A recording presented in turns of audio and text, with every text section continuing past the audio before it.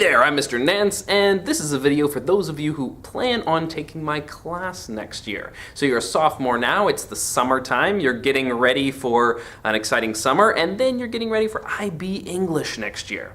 Well, I wanted to tell you a little bit about what my class is like and what you can expect. First of all, you ought to know what you have to do over the summer. You've got some reading to do, and you really need to do it and be prepared for it as soon as we get back. We're starting the very first day. There are 4 books you need to read. The first is How to Read Literature Like a Professor, and make sure that you take good notes over that. It's an excellent book all about what literature is all about, what symbolism is all about, and you can find it in 2 editions. There's the first edition and the second edition. I don't care which one you get, they're a little bit different. There's maybe 1 or 2 chapters that are different in it.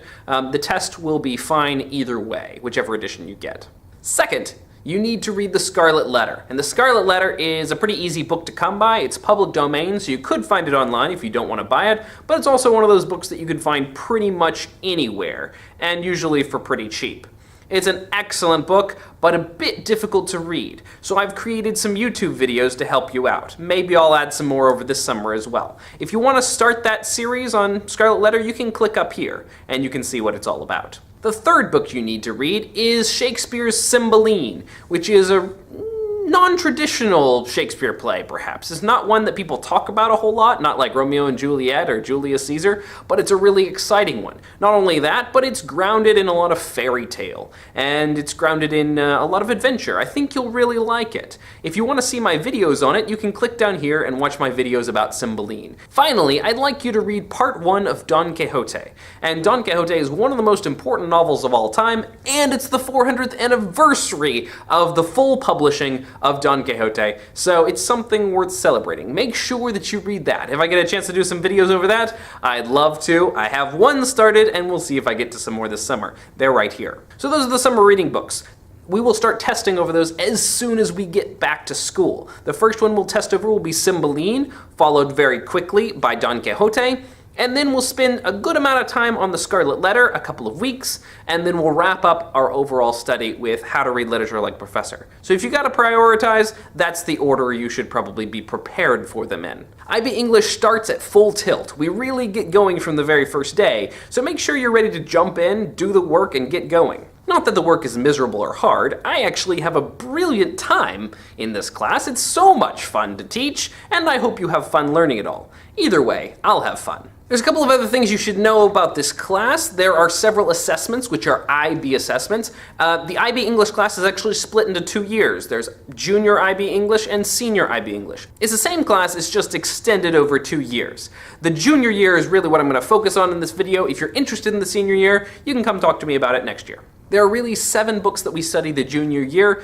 4 the first semester, 3 the second semester. And they're in all different genres, all different time periods, all different locations in the world. The first semester we focus some on world literature, and we focus on your writing. The assessment is to write an essay over a piece of world literature, and eventually that is mailed off and graded by someone in probably some other country. The second semester is more diverse. We have a little bit of poetry, we have an epic poem, we have a very recent novel. And your final assessment for that particular semester is an oral presentation. These are the books we're going to look at this semester. We start the year in Germany with Faust, one of the most important German writers, Goethe.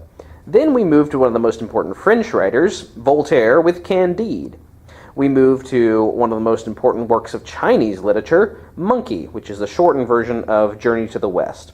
Then we look at a graphic novel, which is related to Monkey. The next semester, we look at Christina Rossetti, a Victorian poet.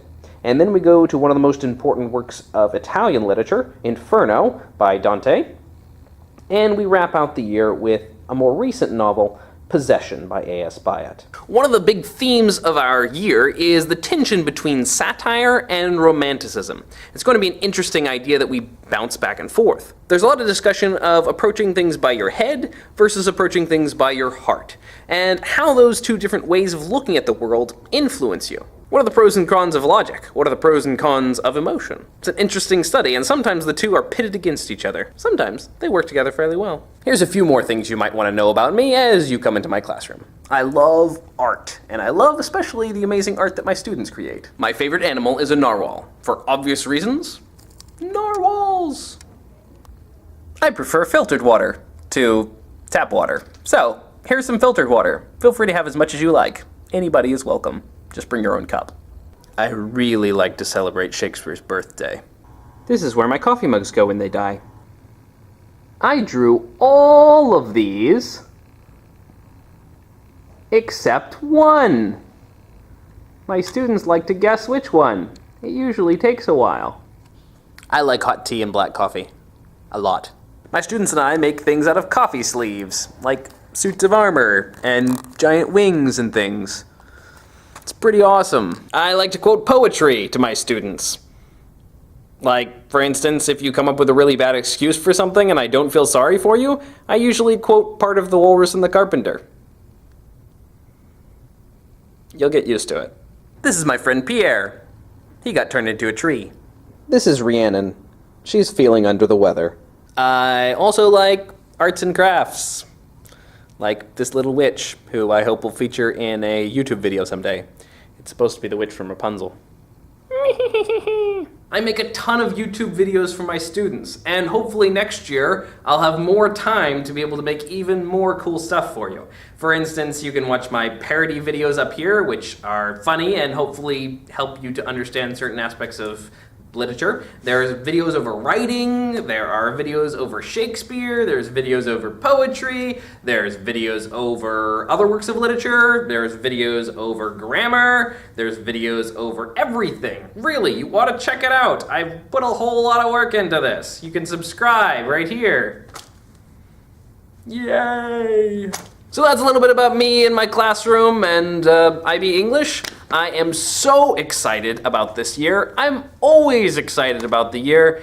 I love every book I teach, and I love all my students. It's the best job in the world to be able to get excited about literature, get excited about learning, and hopefully rub some of that off on all of you. I hope you have a great summer, and I can't wait to meet you all, get to know you all, and have a great time talking about some really awesome literature with you. See you soon. Bye-bye. There are really 7 books that's 6.